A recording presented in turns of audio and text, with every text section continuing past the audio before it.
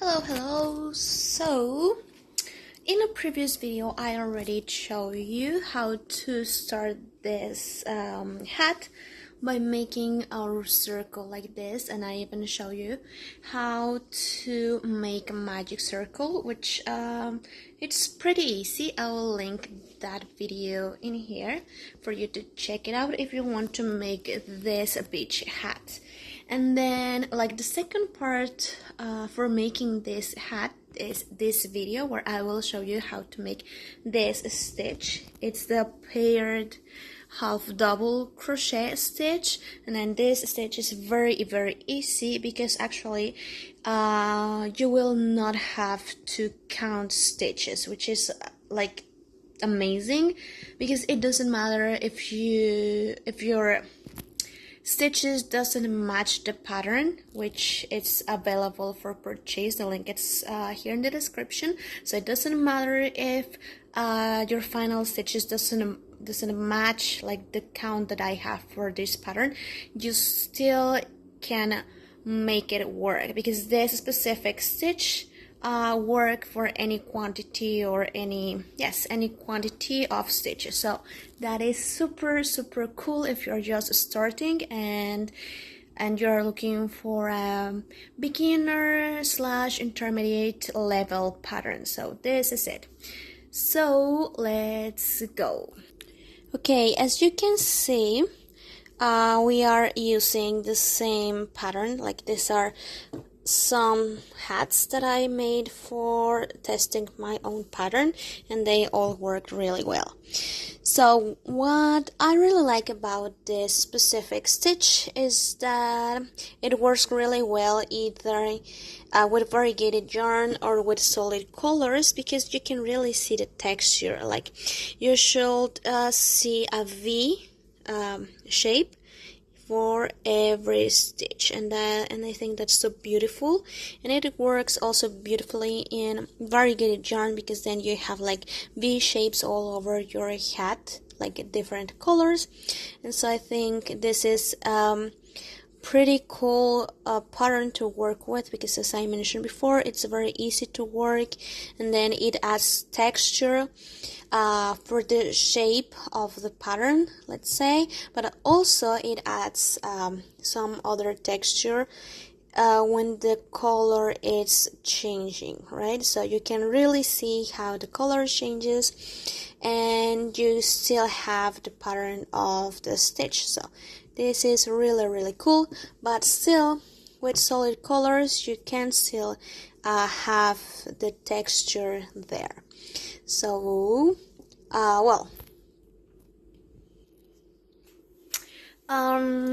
when I started designing this pattern, I always thought of it like to be made with variegated yarn, but then I had, of course, to test my pattern with solid colors just to see how it worked, and I think it really worked really nice. Although, of course, my favorite is variegated yarn. This one, it's cotton. You have all the information of which yarn to use, and of course, like how many meters of yarn and grams of yarn you will need for this specific pattern.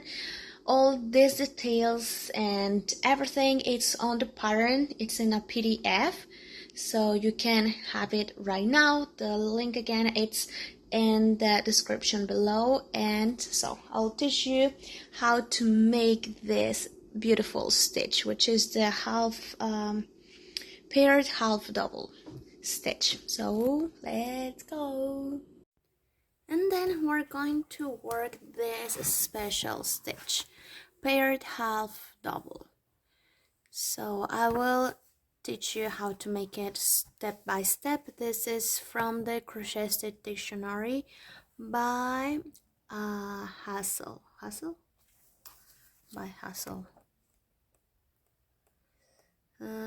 Yes, by Sarah Hassel.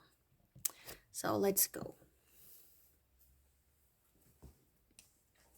So for this stitch, it has great quality that it works on any amount of stitches. So luckily for you, you will not have to be completely worried about the numbers of stitches that you worked. So it doesn't matter if it doesn't matches the table that I have here with all this information. So it doesn't matter if you skipped one increase, or you made it double increase together or something. So if the count of stitches at the end doesn't match for you, it doesn't really matter. What matters most and most for this pattern, it's the size of this base, because if this one it's like larger, so your head will be like for a bigger hairy head. But if you want like for a standard head, let's say adult size, this measurement is just perfect. So it doesn't matter if it's a slightly bigger or smaller than this size. So between 13 centimeters and 5 inches, like a little bit more or a little bit less in difference, it's okay. And remember, the number of stitches doesn't matter for this specific pattern and for this specific stitch that I'm about to teach you, which is the, how do you call it, for the paired half double. So for this paired half double stitch, it doesn't matter how many stitches you have here on your foundation, let's say, it will work. So this is super easy thing and also super helpful, so you don't have to be worried about. So let's get started. I will remove this stitch marker just to make it more comfortable. And yes, I'm gonna put this away. Okay, so the thing with this stitch, it's very easy. So basically you're going to work half double crochets. The previous thing that I just made, it's just to make one slip stitch to bring both parts together, like the beginning and the end. So I'm gonna make one chain in the air.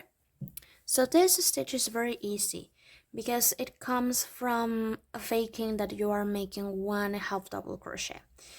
So if you already know how to make one half double crochet, it will be easy peasy. Otherwise, we're going to like make them mimic that you are going to make one half double crochet. Otherwise, I will teach you from scratch.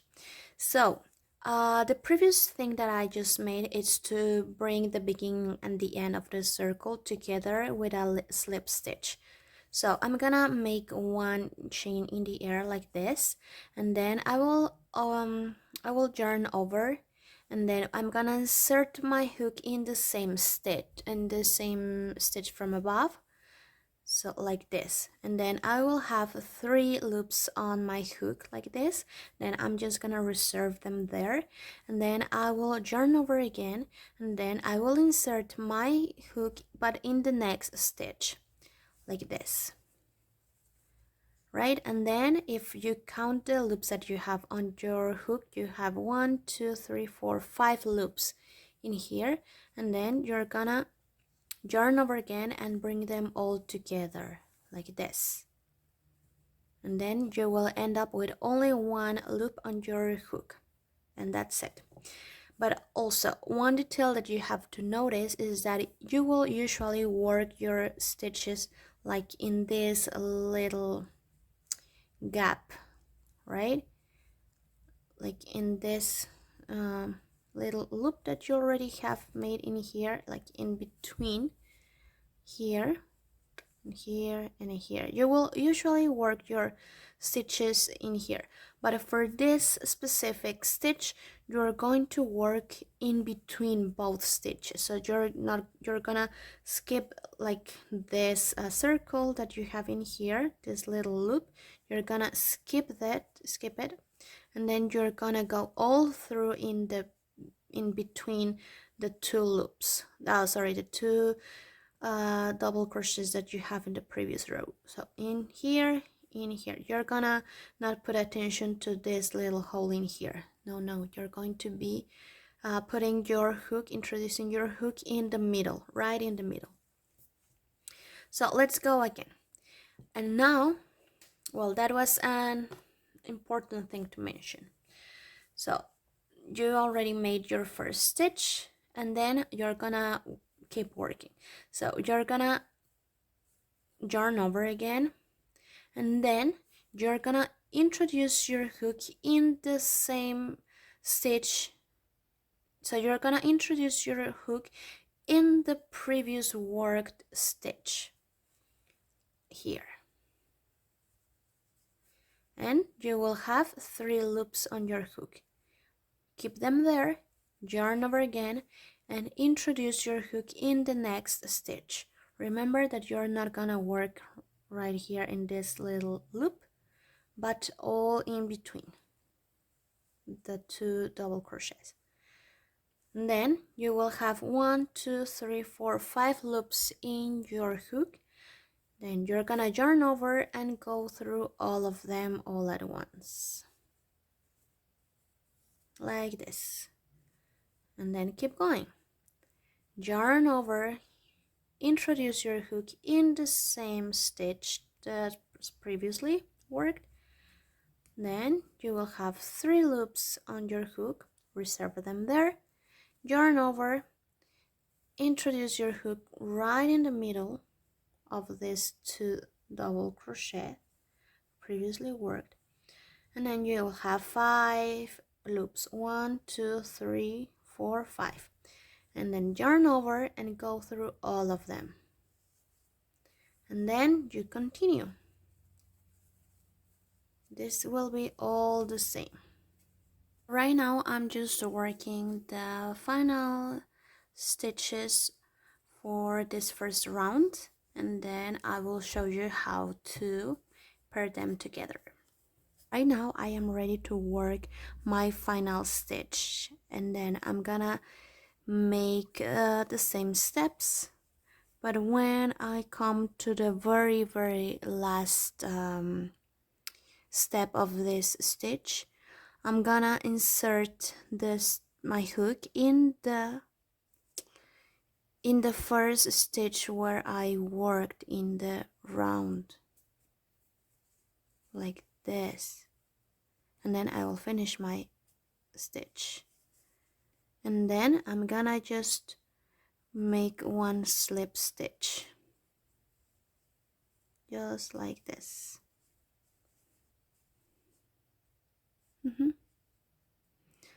As you can see, like every stitch, every stitch has like 2 stitches together, like you can see like a V like this, and the union stitch is not an exception. So in this way you continue with a pattern. It's like an invisible union. So this stitch like looks pretty similar, or maybe the same from one side to the other, but I really like working, like making this the outside. So you can see single crochet works differently from one way to another, from one side to another. So I don't really like this finishing. You can choose this if you want, but my preference goes to this side. So I'm gonna just try to give shape to this is the base of the bucket hat, and now we're going to work in rounds without increasing. You're gonna make 6 rows in total, so you just made your first one. You still have to continue for 5 more times, and then if you need to like more details on how to match like the ending and the beginning together, just let me know so I can make a more detailed video, but I think it's very well explained. So instead of putting your last stitch in a previous stitch or anywhere else, you have to insert your hook in the very last or maybe first stitch that you worked in this round. So like this you are going to continue, and then just have to give it shape to your preferred side. In my case, this is the side that I want from the outside. This is the look that I want. But if you want it like this ending, then you can of course like shape your hat like in this way, the other way around, to have this on the outside and this part of the inside, but not my preference, so I want to make it like this. And then yes, so you just have to give it shape for just from now, and then you can continue for the next 5 rounds, and I will see you there.